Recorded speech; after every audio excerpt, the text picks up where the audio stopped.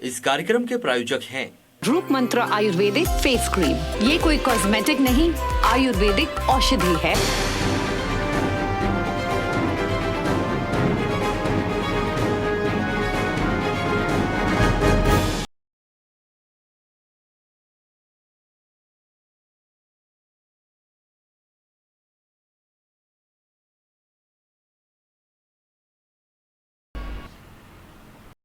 खून पसीने की खेती खून पानी तक पहुंची। नमस्कार, बात मुद्दे की में आपका स्वागत है। मैं हूं राजेश सक्सेना। किसान, सरकार और विपक्ष 3 कृषि कानूनों को लेकर आमने सामने हैं। सदन से लेकर सड़क तक हंगामा बरपा हुआ है। केंद्रीय कृषि मंत्री नरेंद्र सिंह तोमर के सदन में दिए गए भाषण के बाद सियासत और गर्मा गई है। शुक्रवार के दिन सदन में वार पलटवार चरम पर रहा। शनिवार को किसान संगठन चक्का जाम की रणनीति बना चुके हैं। 71 दिन और 11 बैठकों के बाद भी नतीजा सिफर ही है। मामले के निराकरण के बजाय दिन ब दिन सियासत बढ़ती जा रही है। ऐसे में बड़ा सवाल, मुद्दे का समाधान कब? आज इसी मुद्दे पर बातचीत करेंगे, चर्चा शुरू करें। उससे पहले देखते हैं इसी से जुड़ी ये खास रिपोर्ट।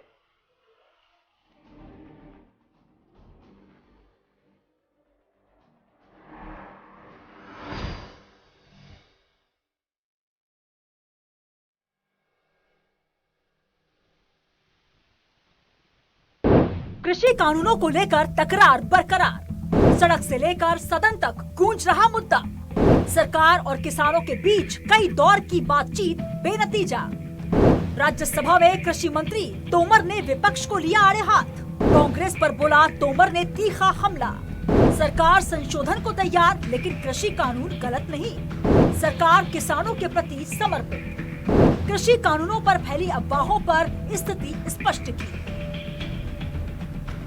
कृषि कानूनों पर किसान, विपक्ष और सरकार के बीच बना गतिरोध लगातार बना हुआ है। ये लड़ाई सड़क से शुरू होकर सदन तक दिखाई दे रही है। विपक्ष लगातार किसानों के मुद्दे पर चर्चा की मांग कर रहा है और इसी बीच राज्यसभा में राष्ट्रपति के अभिभाषण पर चर्चा में हिस्सा ले रहे कृषि मंत्री नरेंद्र सिंह तोमर के तीखे तेवर देखने मिले। यहाँ उन्होंने कांग्रेस पर तीखा हमला किया तो विपक्षियों को भी आड़े हाथों लेने में कोई कसर बाकी नहीं छोड़ी। तो हम इस पर विचार करते हैं। एपीएमसी खत्म नहीं होगी। हमने एक के बाद एक उनको प्रस्ताव देने का भी प्रयत्न किया, लेकिन मैंने साथ में यह भी कहा कि अगर हम भारत सरकार किसी भी संशोधन के लिए तैयार है, इसके मायने ये नहीं लगाना चाहिए कि किसान कानून में कोई गलती है, लेकिन किसान आंदोलन पर है। पूरे एक राज्य में गलत फहमी का शिकार हैं लोग। एक ही राज्य का मसला है। Please don't interfere. Let him speak. Please don't. We are very short on time. सभापति महोदय, किसानों को इस बात के लिए बरगलाया गया है कि ये कानून आपकी जमीन को ले जाएंगे। मैं कहता हूं कॉन्ट्रैक्ट फार्मिंग के एक्ट में कोई एक प्रावधान बताए, कोई एक प्रावधान बताए। खड़गे जी दुनिया जानती है। खड़गे जी दुनिया जानती है, पानी से खेती होती है, खून से खेती सिर्फ कांग्रेस ही कर सकती है। भारतीय जनता पार्टी खून से खेती नहीं कर सकती। जो गोधरा में हुआ, क्या पानी की खेती थी, क्या खून की खेती थी? भारतीय जनता पार्टी हमेशा से नफरत और हिंसा की राजनीति करती आई है। कांग्रेस पार्टी सत्य अहिंसा के रास्ते पे चलती आई है।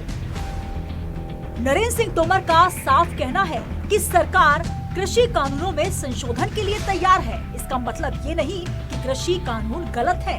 आपको बता दें कि 6 फरवरी को कृषि कानूनों का विरोध कर रहे किसानों ने देशव्यापी चक्का जाम का ऐलान किया है।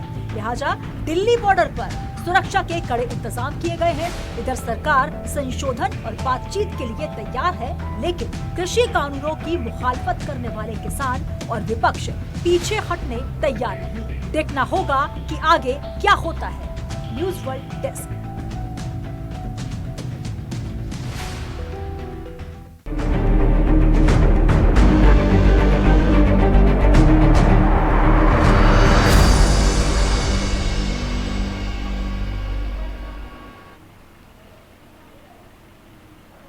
तो खून पसीने की खेती खून पानी तक पहुंच चुकी है। 71 दिन 11 बैठकें, फिर भी किसानों से जुड़ा मसला है जो मुद्दा है उसका समाधान अभी तक नहीं।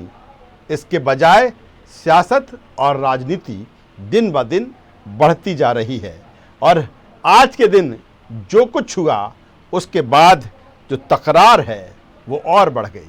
आज इसी मुद्दे पर हम बातचीत करेंगे, चर्चा शुरू करें। सबसे पहले अपने मेहमानों से परिचय कराना चाहूँगा, तारुफ कराना चाहूँगा, उसके बाद चर्चा की शुरुआत करूँगा। हमारे साथ में है राजू मालवीय जी, प्रदेश प्रवक्ता। स्वागत करता हूँ राजू जी आपका। हमारे साथ में है संदीप पुराणिक जी, वरिष्ठ पत्रकार। संदीप जी आपका भी स्वागत है। और हमारे साथ में है चौधरी राकेश सिंह चतुर्वेदी साहब, पूर्व मंत्री और कांग्रेस के वरिष्ठ नेता। राकेश जी आपका भी स्वागत है। राजू जी सबसे पहले मैं आपके पास में आता हूं। आवाज मिल रही है आपको? राजू जी आवाज मिल रही है आपको? चलिए, लगता है ऑडियो राजू मालवीय जी का हम तक नहीं पहुंच रहा है। राकेश जी आवाज पहुंच रही है हमारी? चलिए संदीप जी के पास में आता हूं। संदीप पौराणिक जी हमारे साथ में। संदीप जी क्या कहेंगे? 71 दिन 11 बैठकें और फिर जो कुछ हुआ, कहीं ना कहीं किसानों का जो मुख्य मुद्दा है लगता है कहीं ना कहीं उससे भटकता हुआ दिख रहा है, क्योंकि राजनीति और सियासत इस पर लगातार बढ़ती जा रही है। आज जो कुछ हुआ सदन में, नरेंद्र सिंह तोमर के उस बयान के बाद या उस भाषण के बाद जो सदन में उन्होंने दिया, और जिस तरह से राजनीति और सियासत चरम पर पहुंच गई, क्या कहेंगे आप? आपकी आवाज क्लियर नहीं आ रही, सवाल दोहराएंगे क्या? जी बिल्कुल बिल्कुल संदीप जी, मेरा सवाल ये है कि जिस तरह से लगातार 71 दिन हो चुके हैं, 11 बैठकें हो चुकी हैं, अभी भी किसानों से जो जुड़ा मसला है उसका समाधान नहीं हुआ, लेकिन जो राजनीति जो सियासत है वो दिन ब दिन बढ़ती जा रही है। आज के दिन जो सदन में हुआ, नरेंद्र सिंह तोमर के उस भाषण के बाद जो उन्होंने दिया और कहीं ना कहीं कांग्रेस को जिम्मेदार ठहराया, क्या लगता है कि ऐसे में सियासत और राजनीति इस मसले के हल के बजाय लगातार हावी हो रही है? देखिए राजेश जी, एक बड़ा वर्ग है किसान। जी जी। हर राजनीतिक दल चाहता है किसान उसके करीब रहे। राजनीति तभी आपकी चलेगी जब आपके पास एक वोट बैंक होगा, ज्यादा लोगों के वोट आपको मिलेंगे। बात जहां तक कृषि कानूनों की है जी। तो भ्रम तो है, इसे कोई नहीं नकार सकता जी। चाहे सत्ता पक्ष कुछ कहे या विपक्ष कुछ भी कहे। जी। किसानों में भ्रम है ना। आपने जो कानून लाया है जी, या तो आप समझा नहीं पाए जी, या आप लोगों को संतुष्ट नहीं कर पाए। जी। ठीक है, सत्ता पक्ष का आरोप लगा सकता है कि जी। विपक्ष जो है वो इसको जी। बरगला रहा है, जी। लेकिन अगर विपक्ष एक बरगला रहा है तो आप किसानों को संतुष्ट क्यों नहीं कर पा रहे हैं? जी। सत्ता पक्ष बार बार एक ही बात कह रहा है कि इस आंदोलन में हरियाणा, पंजाब और पूर्वी उत्तर प्रदेश के लोगों का जुड़ाव है। मैं ये जानना चाहता हूं कि क्या पूरा देश संतुष्ट है? इस देश का करीब 80% किसान वो है जिसके पास बहुत छोटी जमीन है, वो कानून को नहीं जानता है। तो ये कह के सरकार नहीं बच सकती है। बात जहां आपने सियासत की कही है, तो जैसा मैंने पहले कहा कि वोट बैंक है।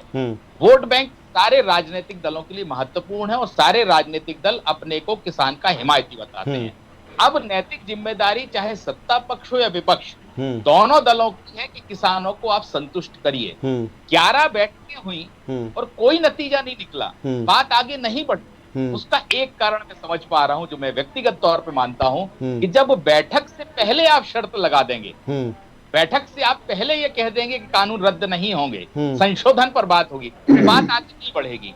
सरकार को ये कोशिश करनी चाहिए कि पहले शर्त ना लगाएं, वो किसानों की बात पूरे खुले मन से सुने तो, ताकि ये संदेश जाए कि सरकार वाकई में। लेकिन संदीप जी सवाल एक बड़ा यहाँ पर यह भी है कि सरकार ये कह रही है कि हम संशोधन के लिए तैयार है, दूसरी तरफ जिस तरह का आपने बात कही है, लेकिन किसान संगठन है वो भी 1 इंच पीछे हटने के लिए तैयार नहीं है। वो ये कह रहे हैं कि पहले तीनों जो कानून, कृषि कानून, उनको आप अलग कीजिए, चाहे विपक्ष की बात करें चाहे कांग्रेस की हम बात करें। और तो यही कारण है कि एक माहौल जो बनना चाहिए बातचीत का वो नहीं बन रहा, और यही कारण है कि लगातार जो गतिरोध है, जो सियासत है, दिन ब दिन इस पर हावी हो रही है। तो ऐसे में क्या लगता है कि सरकार कह रही है कि हम तैयार है, संशोधन के लिए तैयार है, लेकिन पूरी तरीके से आप ये कह दो कि कानून किसानों के हित में है, तो ऐसा भी नहीं है।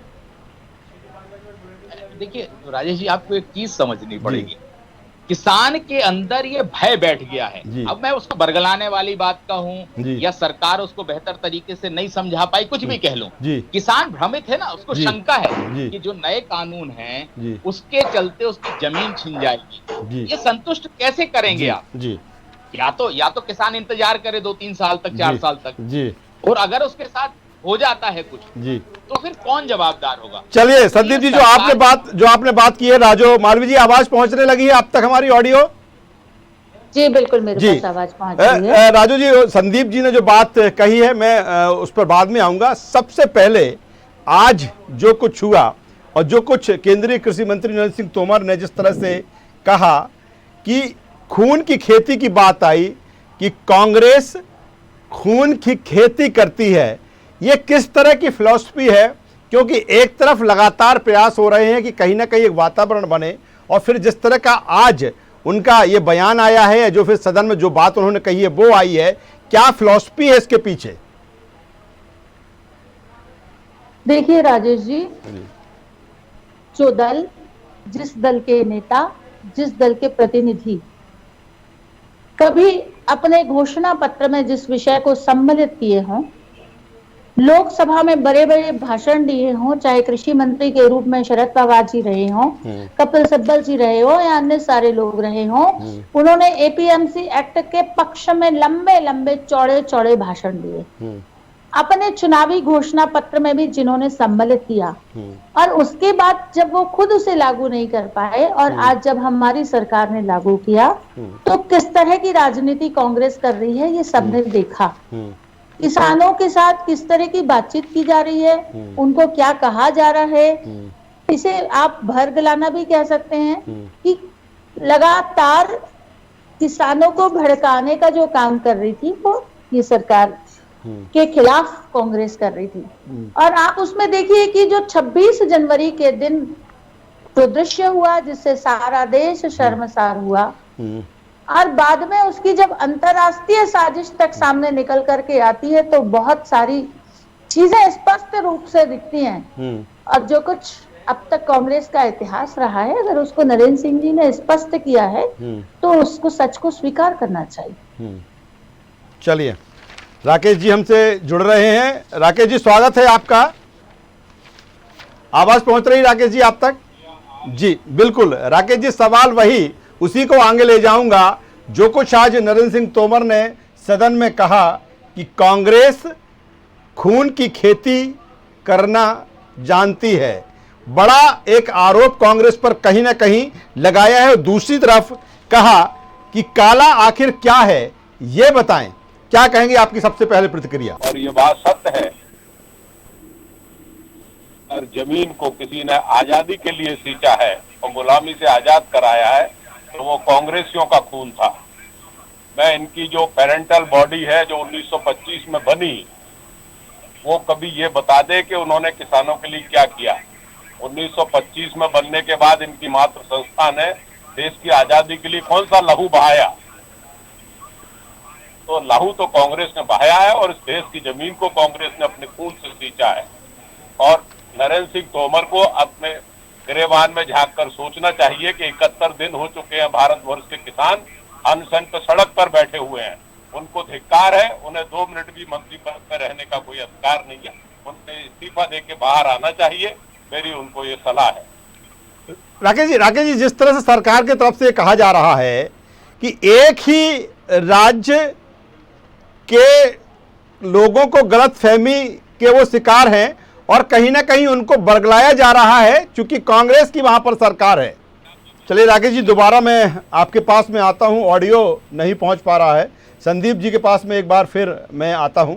संदीप जी, जो कुछ चल रहा है, ऐसे वातावरण में क्या अब उम्मीद की जाए? क्योंकि एक बार फिर कल चक्का जाम का जिस तरह से ऐलान कर चुके हैं किसान संगठन की, जितने भी नेशनल हाईवेज हैं या स्टेट हाईवेज हैं वहाँ पर चक्का जाम होगा। और लगातार हम जो बात कर रहे हैं कि हर एक बैठक होती है लेकिन नतीजा सिफर ही रहता है। ऐसे में आपको क्या लगता है कि लगातार जिस तरह से सियासत, आपने भी कहा कि सियासत और राजनीति का जो एक अपना काम है कि कहीं ना कहीं सब चाहते हैं कि इसके ज़रिए वो अपने आप को आगे बढ़ाएं, तो ऐसे में क्या लगता है कि कहीं ना कहीं माहौल बनता दिखता है लेकिन लगातार 71 दिन निकल गए? देखिए राजेश जी, इस समय जरूरत इस बात की थी कि संयम बरता जाए। कम से कम भाषा का संयम ठीक है, राजनीति से बहुत मौके मिलेंगे आपको, राजनीति करने बयान देने के बहुत मौके मिलेंगे, लेकिन बात किसानों से जुड़ी है। जब मसला किसानों से जुड़ा हो तो संयम, चाहे कोई राजनीतिक दल हो, उसे संयम का भाव रखना चाहिए। बातचीत सकारात्मक या अच्छे माहौल में ही हो सकती है, कभी खींचतान में या गलत बयानबाजी के बीच बातचीत अच्छी नहीं हो सकती। हम घर परिवार की बात करें, जब हमारे घर परिवार में परिवार के सदस्यों के बीच बात होती है तो समन्वय, सौहार्द होता है, माहौल ऐसा होता है कि कोई निष्कर्ष निकले, कोई नतीजा निकले। लेकिन किसानों के मामले में ऐसा लगता है कि जब किसानों से बात होती है तो कुछ और बात होती है, सड़क पर जब नेताओं के बयान आते हैं तो कुछ और बयान आते हैं, सदन में कुछ और बात कही जाती है। तो सवाल ये उठता है कि क्या वाकई में मामला सुलझाने की कोशिश है या मामले को और उलझाने की कोशिश है, या राजनीतिक दल एक दूसरे को नीचा दिखाने की कोशिश में लग गए हैं। किसानों को वाकई में, अगर दोनों राजनीतिक दलों की हम बात करें तो वादे और दावे दोनों कर सकते हैं कि हम किसान के हितैषी, हम किसान के लिए ये किया, हमने एमएसपी बढ़ा दिया, तमाम चीजें की, लेकिन क्या वास्तव में किसानों के लिए इस देश में हुआ है कभी? इस देश का किसान इतना विपन्न, इतना गरीब क्यों है? हमारे देश में दूसरे वर्गों की आय कहां से कहां पहुंच गई। उदाहरण लोग देते हैं कि 70-71 के आसपास गेहूं का मूल्य और डीजल का मूल्य बराबर हुआ करता था, लेकिन आज स्थितियां क्या है कि 4 किलो गेहूं में 1 लीटर डीजल आता है। तो किसान की आय बढ़ाने की बात हो कहां रही है? किसान कम से कम संबंधित दिक्कत तो हमें। तो इसलिए प्रयास सरकारों को, चाहे कोई भी हो, राजनीतिक दल हो, किसान के बारे में सद्भाव पूर्वक सोचना चाहिए। जिस तरह से उद्योगपतियों के बारे में सोचा जाता है, उस नजर से कम किसानों के बारे में तो राजनेता और सरकारें सोचें तो ज्यादा बेहतर होगा। और गलत बयानी से बचने की कोशिश करनी चाहिए। शब्दावली बहुत अच्छी होनी चाहिए इन मसलों पे, ताकि समन्वय हो और एक रास्ता निकल सके। ऐसे में मुझे नहीं लगता कि इस तरह के बयानों के बीच कोई रास्ता निकल पाएगा। तो क्या संदीप जी ये माना जाए कि अब किसानों से जुड़ा ये जो मुद्दा है, तीनों कृषि कानूनों को लेकर, अब सियासत पर जा टिका है और सियासत इस पर हावी हो गई है, तो ऐसे में तो और बड़ा मुश्किल है कि कैसे हल निकलेगा? राजेश जी, जो स्थितियां अभी हैं ये पूरी तरह किसानों को विपक्षी पार्टी का सदस्य बता दिया गया है जी। अब ऐसे में आप अपेक्षा कैसे करेंगे कि जो सत्ताधारी दल है वो विपक्षी दल के प्रतिनिधि उनको मान चुकी है और उनकी सारी बातें मान लेगी।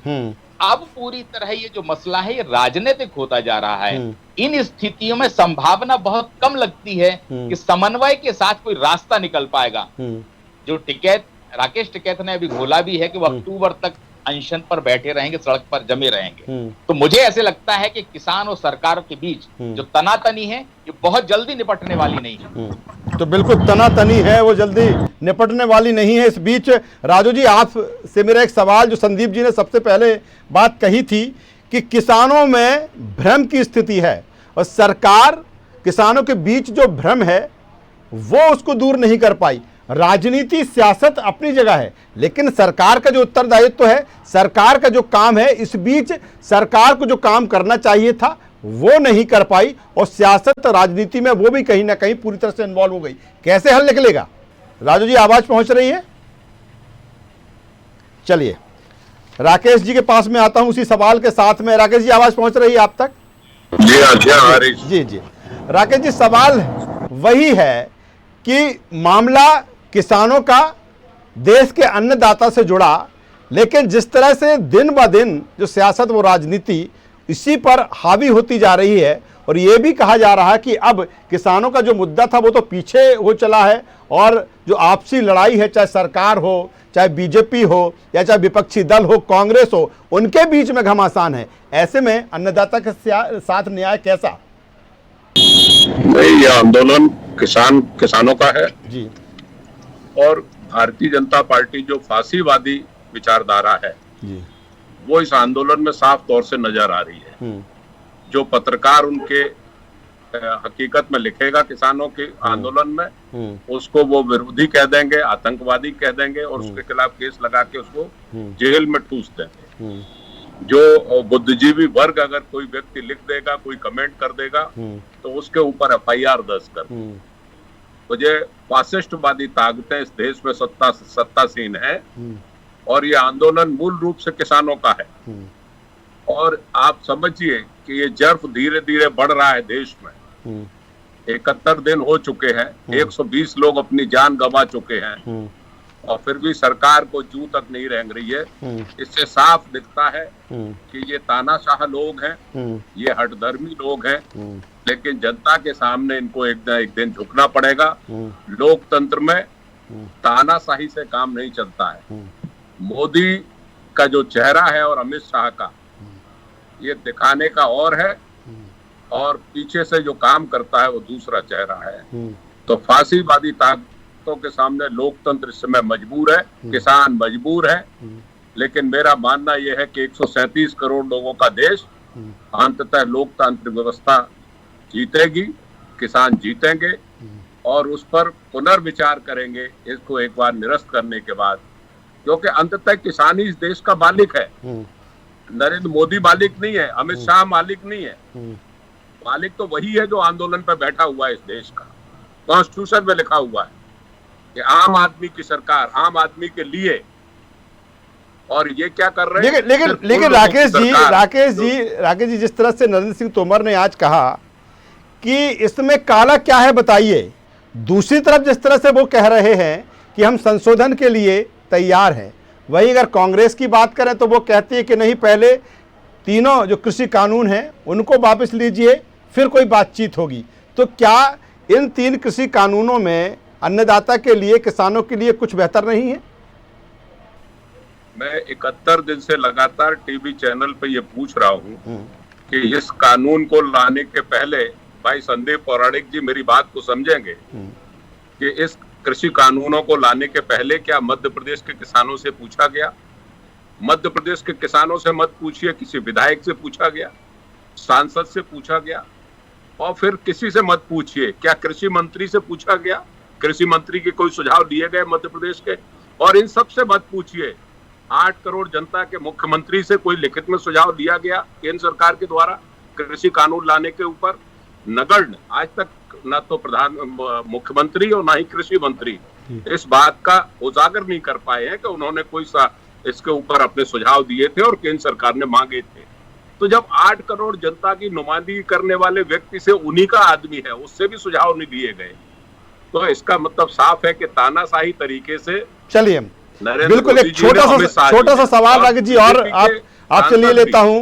एक छोटा सा सवाल, कल जिस तरह से चक्का जाम है, किसान संगठनों ने कल ऐलान किया है स्टेट हाईवे, नेशनल हाईवे पर, कांग्रेस का क्या समर्थन? क्या कांग्रेस साथ में रहेगी इस चक्का जाम में?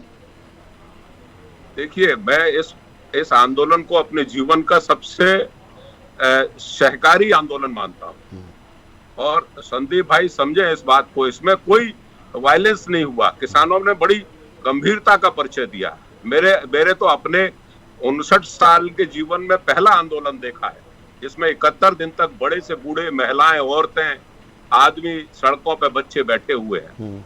तो अगर चक्का जाम करने का उन्होंने निर्णय लिया भी है हाईवेज पर, तो मैं समझता हूँ सबको सपोर्ट करना चाहिए, चाहे वो ट्रक वाले हों, चाहे बस वाले हों, चाहे कार वाले हों। तो अंततः हम किसानों से ही पोषित हैं। अगर अन्नदाता अन्न पैदा नहीं करेगा, वो जिंदा नहीं रहेगा, तो हमारे परिवार भी सरसब्ज नहीं हो पाएंगे। तो इसलिए मैं इसका पक्षधर हूँ और कांग्रेस को भी इसमें पक्षधर होना चाहिए कि हम लोग हाईवे पे इसके चक्का जाम को सहमति दें और मदद करें किसानों। चलिए राजू जी के पास में आता हूं, आवाज पहुंच रही है राजू मालवीय जी?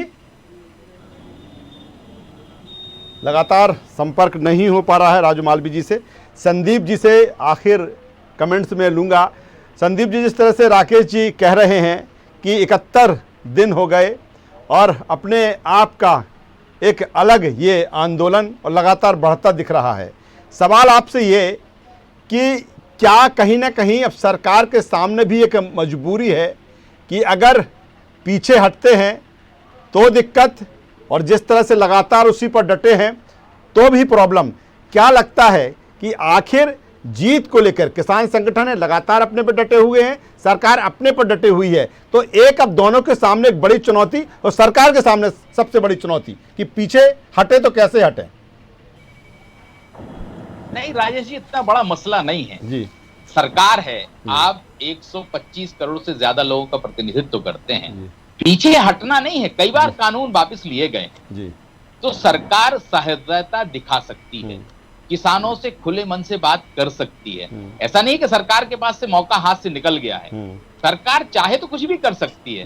अगर किसान जीतता भी है तो देश का बड़ा वर्ग जीतता है, उसकी बड़ी भावनाएं जीतती हैं। और मुझे ऐसा लगता है कि अगर सरकार पहल करेगी, कदम आगे बढ़ाएगी, तो सरकार के पक्ष में ही किसान खड़े हो जाएंगे आगे चल के। नहीं, लेकिन संदीप जी, आज नरेंद्र सिंह तोमर की एक बात को भी देखना होगा। जिस तरह से वो कह रहे हैं कि हम संशोधन के लिए तैयार हैं, लेकिन उसके बाद वो तत्काल कह देते हैं कि इसमें ऐसा नहीं है कि इन 3 कृषि कानूनों में कोई गलत है। मैं राजेश जी ये बात मानता हूं कि सरकार कह रही है कि गलत नहीं है उसमें, तो किसानों में भ्रम क्यों है जी? क्यों भ्रम पैदा हुआ ये, या सशंकित किसान क्यों है, ये तो आपको समझना पड़ेगा ना। अगर किसान कहता है रद्द कर दीजिए, तो मुझे नहीं लगता कि रद्द करने में इतनी बड़ी क्रांति हो जाएगी देश में, या सरकार को नीचा देखना पड़ जाएगा। सरकार पहल तो करे, कम से कम ये संदेश भी जाए, जैसा राकेश जी ने अभी कहा कि तानाशाही और तमाम चीजें, देश के लोगों के बीच ये भी संदेश जाएगा। अगर सरकार फैसला करती है इन कानून को रद्द करने का, तो जो छवि सरकार की भी बन रही है वो भी नहीं बन पाएगी, और सरकार को मुझे लगता है कि किसानों का साथ और ज्यादा मिल जाएगा, सकारात्मक होगा सरकार के लिए। इसलिए सरकार को किसानों के हित में एक फैसला लेने में कोई बुराई नहीं है और कोई बड़ा बदलाव भी नहीं होना है। चलिए, तो जिस तरह से संदीप जी कह रहे हैं कि अगर ऐसा होता है तो इससे बेहतर कुछ है नहीं है, लेकिन अभी की जो स्थितियां परिस्थितियां हैं वो साफ तौर पर दिख रही हैं कि एक तरफ किसान जो है, किसान संगठन है, वो अपने पर अड़े हैं, सरकार अपने पर, और विपक्ष लगातार सरकार को कटघरे में खड़ा कर रही है। ऐसे में देखना होगा इस समस्या का समाधान कब। हमारे साथ जुड़ने के लिए राजू मालवी जी आपका, संदीप पुराणक जी आपका, और चौधरी राकेश सिंह चतुर्वेदी साहब आपका, तीनों मेहमानों का शुक्रिया करूंगा।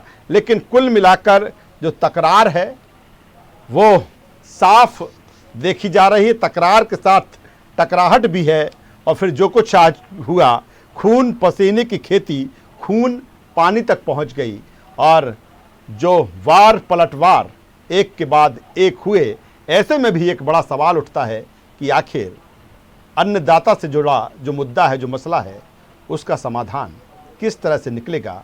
उसकी वजह 71 दिन और 11 बैठकें, नतीजा 0। उम्मीद करेंगे इस मसले का जल्द हल होगा, लेकिन फिलहाल सियासत और राजनीति किसानों के मुद्दे पर चरम पर। आज की चर्चा में बस इतना ही। न्यूज़ वर्ल्ड पर खबरों का सिलसिला लगातार जारी है, बने रहिए हमारे साथ। नमस्कार।